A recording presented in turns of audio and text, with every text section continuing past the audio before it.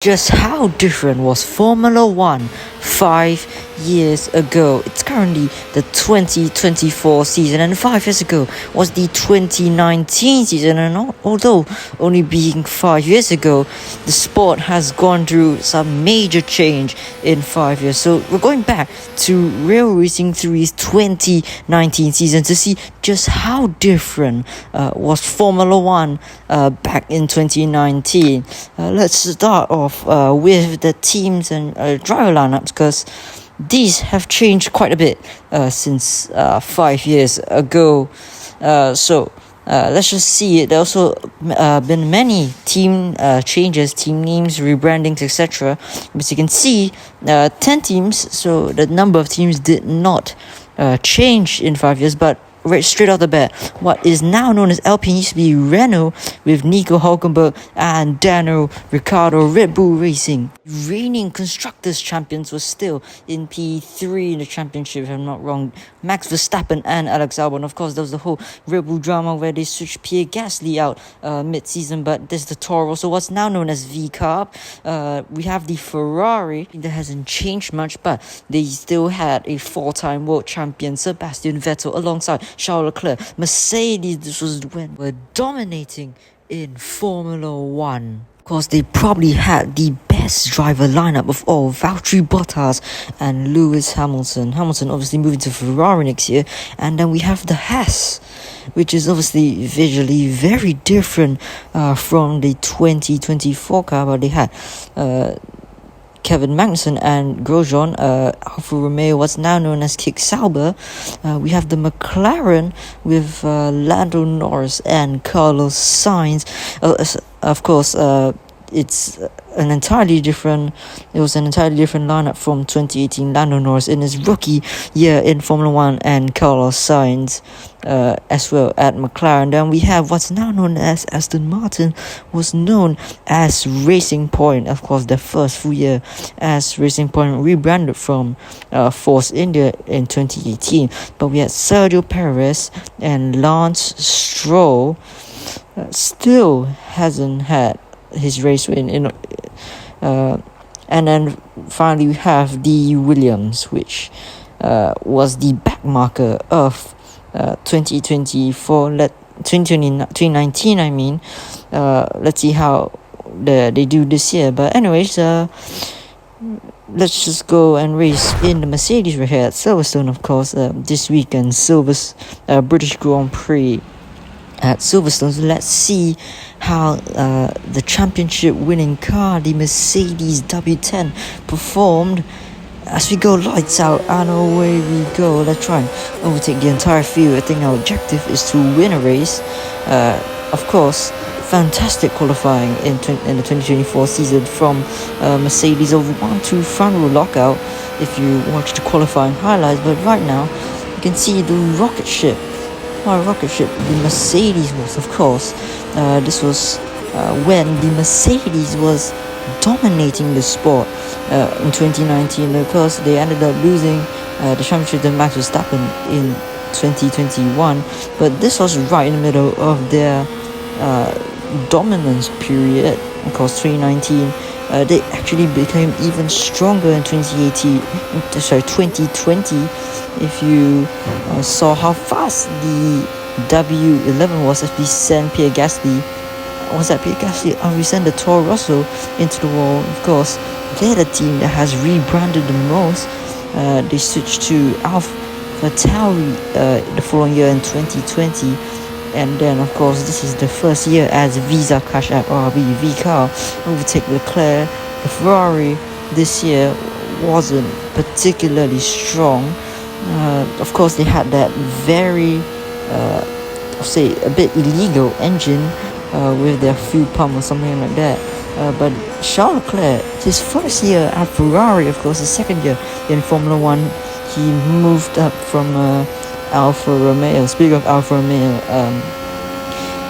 they are another team to have rebranded back to Kick Sauber. Of course, they were known as Sauber before they rebranded to Alfa Romeo, and they reverted back to Sauber. But now they're in a very bright green livery. with an entirely different lineup. Antonio Giovinazzi and Kimi Raikkonen. Of course, both of them will be replaced at the end of the 2021 season. Alex Albon, and speaking of Alex Albon, the Red Bull, of course, 2019 season had three rookies: Alex Albon, George Russell, and Lando Norris. But this man over here, Albon in a Red Bull, of course, they had that whole saga where Pierre Gasly actually started the season with Red Bull alongside Max Verstappen. Then he was underperforming, so he was replaced with rookie Alex Albon like halfway through the season. And ironically, Albon lost out his first podium in Brazil, was it? And Pierre Gasly ended up getting his first podium in Formula 1 with Toro Rosso at the Brazilian Grand Prix. Of course, Alex Albon did get spun out by the Mercedes of Lewis Hamilton, as we're approaching Lewis Hamilton right now at the front of the field. This was a very strong, they didn't really have too much competition with the Ferrari. Mercedes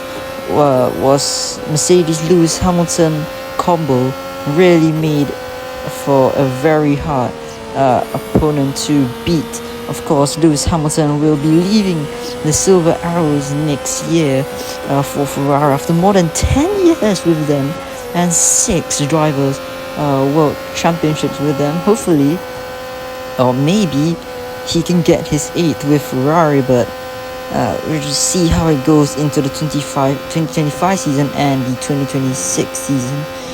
But one thing that might just happen is that Mercedes could actually bounce back from where they are now. Of course, during the 2022 regulation change, they became more of a midfield car. I say like top of the midfield, but they weren't really championship contenders.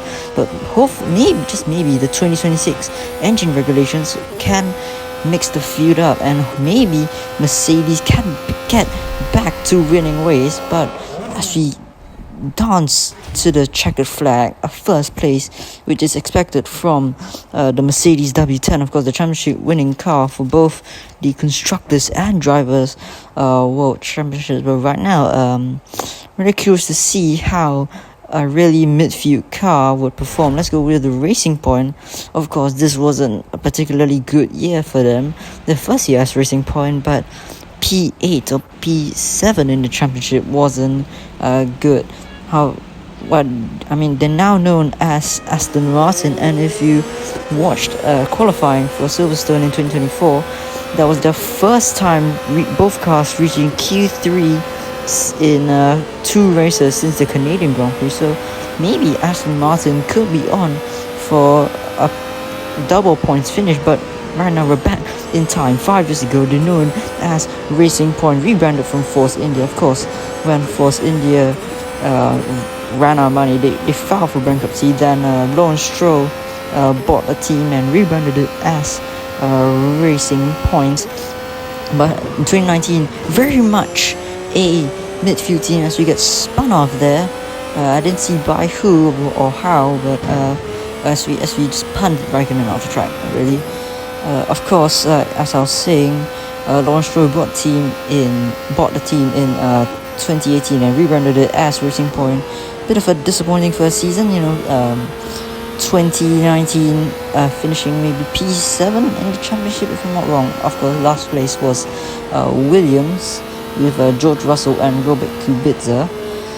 Of course, George Russell ended up going to Mercedes in 2021 and Robert Kubica was dropped, replaced by Nicholas Latifi. Anyways, back to let's just talk about what the midfield looked like. Nico Hülkenberg was in the Renault, or what's now known as the Alpine. Of course, Alpine is more of a works team for Renault. They are still powered by the same Renault engine, and mostly the same team. Is just like they were rebranded back to Alpine Formula 1 team. Danny Kvyat in the Toro Rosso, of course, he retired at the end of the 2020 season. And this man, Lando Norris, who maybe might be the only one able to challenge Max Verstappen this year in the Drivers' World Championship. Maybe he can try and put up some sort of fight with the Red Bull. But looking how Austria turned out, we might be getting 2021 flashbacks with Lewis Hamilton and Max Verstappen here at Silverstone, as we just happen to be around Cops Corner. And also one more thing I would like to cover, a major difference between 2019 season and the 2024 season is, of course, these cars are completely different in terms of aerodynamic regulations. Of course, they had their whole aerodynamic regulation change in 2022, where they reintroduced the floor into Formula 1, ground effect into Formula 1, and these cars became they had more grip right now. So we just passed by Cops Corner just now, as I said.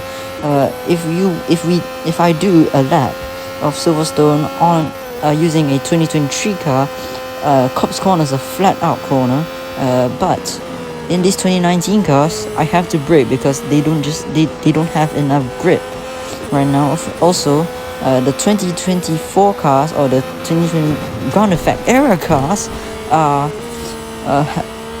heavier and bigger, as we just punted Max Verstappen off the track. We're up into P3 in this racing point. This is absolutely ridiculous right now.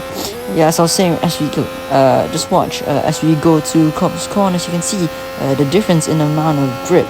So normally I would take this corner flat out, but I actually have to brake for a while before entering the corners because I don't have enough grip in order to take the corner flat out. Mergers and Beckett's, of course. Between 2019 and 2024, the Silverstone track hasn't changed much as we overtake Valtteri Bottas. And I just remembered Valtteri Bottas.